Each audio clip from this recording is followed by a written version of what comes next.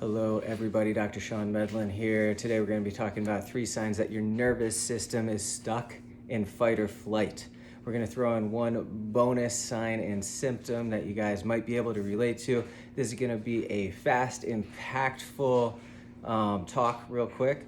And so let's dive into it in the 3 different signs. If you feel like your jaw is fatigued, if you're clenching, if you have TMJ issues, also shallow breathing. If we're not doing belly breathing, but we have that shallow chest breathing. And then irritability. A lot of us, if we feel like we're at our wits' end, we have low, essentially, bandwidth to deal with the stressors in our life before we snap, right? And we'll go over that 4th one, that bonus one, after we cover these 3. But these 3 signs are tall tale signs that nervous system, it's strung out. It's ready for, it's met exhaustion. We don't have enough adaptability and bandwidth in our nervous system to deal with the everyday stressors we have. And so that's why it's so appropriate for this point in time when we're releasing this video, but also all the times, right?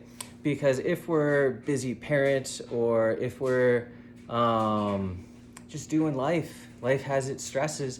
And if we are experiencing tightness in that jaw, there is a very close neurologic link between the TMJ and the upper cervical spine, as well as if you're feeling the symptoms where your jaw is fatigued or tight, and these muscles called your masseter muscles are constantly gripping and very, very flexed all the time and very, very tight, then we could have TMJ issues, and that could be a sign that your fight or flight nervous system is maxed out.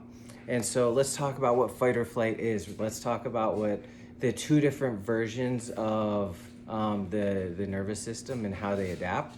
And so there's fight or flight, which is the gas pedal. We like to lovingly call it because we know if you're on the gas, that's very, very important for your car to get from A to B.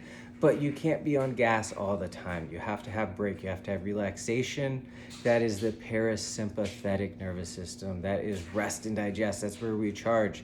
So we're wired to do both and mix and really live our best life through the sympathetic nervous system and then dial back into the parasympathetics when we're relaxing and recharging, and we adapt and go back and forth.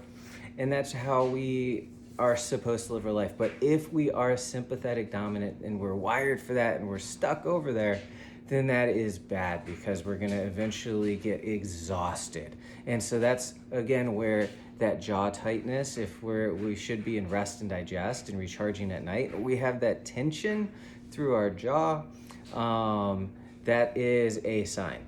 Okay, so the second sign is shallow breathing. And so we want to be taking deep belly breaths, see that belly moving. But if we're doing shallow chest breathing, then that is, again, another sign that our body's in protective mode. So that true deep diaphragmatic breathing is very helpful. And there's lots of different breathing techniques in order to help with that, whether it's box breathing, 4 in, hold 4, 4 out, hold 4, 4 in, different numbers and cadences in order to just help dial in our breathing. But when we get that dialed in, it helps another nerdy nerve coming out of our cranials called the vagus nerve, it's known as the wandering nerve, and it's really in charge of that rest and digest and help rewiring our nervous system to get away from that fight or flight all the time. It's massively important for our longevity. And that next thing, which is irritability. If we are noticing that we're snapping a little too quickly, because the world and really our families and our work environments, we want to bring as much grace and understanding and love to each situation as we can. And if we are if we're snappy, if we're going off the handles, if we're at our bitter end, we're not present, we're not giving people the grace that they deserve.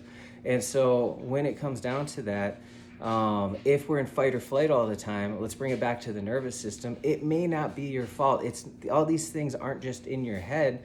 These are physiologic responses that when we identify them, we can say, oh, you know what, this is the reason why I'm acting like that. It's the same with kids, where if they don't sleep enough or they don't eat enough or they're not going to the bathroom, then bad things happen. The nervous system lets us know there's signs and symptoms. Well, the same thing with if we are fatigued, if we are wired for that overload, things feel big. Those big emotions that happen in kids, guess what? They also happen in us adults. And it's really cool to see when we start getting those adjustments in there, and adjustments help the nervous system. They help the nervous system relax and shift into that rest and digest system. It's fun when people start coming in and saying, you know, my coworkers notice that I'm in a better mood lately, or my family notice that I don't react as quickly and I'm more understanding. And so that's really what it's all about. And it ties into the last sign and symptom if our nervous system is too fight or flight dominant, and that's fatigue. Guys, we live in a over-ambitious, exhausted world, and in order to keep up with it, we caffeinate.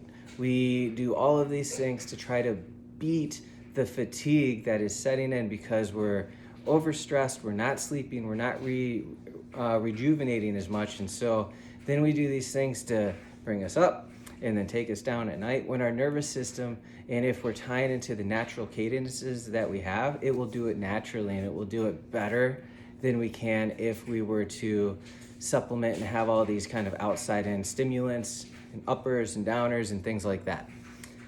So if you're feeling exhausted, you're probably exhausted but also wired because of that. So you can't fully relax even when you're tired, that kind of vibe.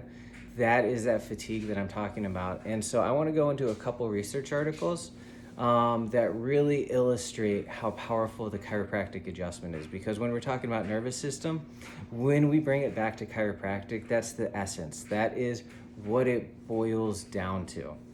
And so there is a study published in PubMed that measured heart rate variability before and after chiropractic adjustments, okay? So we use this technology in our chiropractic office to test heart rate variability, and it found that spinal care can influence sympathetic and parasympathetic activity. So HRV is a widely accepted way to measure your body's ability to switch between stress response and relaxation. So that adaptability to go between the gas pedal and the brake pedal, if we're all gas, then that's bad because we get that fatigue, that tension in the jaw, the shallow breathing, the fatigue. And so we need to activate the parasympathetics through the vagus nerve and allow the body to adapt. And so HRV is a measure that goes directly in the nervous system that measures that, and we are able to see these stats just change and adapt and evolve, which is so cool to see. Another research study showed that the cervical spine, the upper neck, spinal adjustments were associated with increased parasympathetic nervous system activity.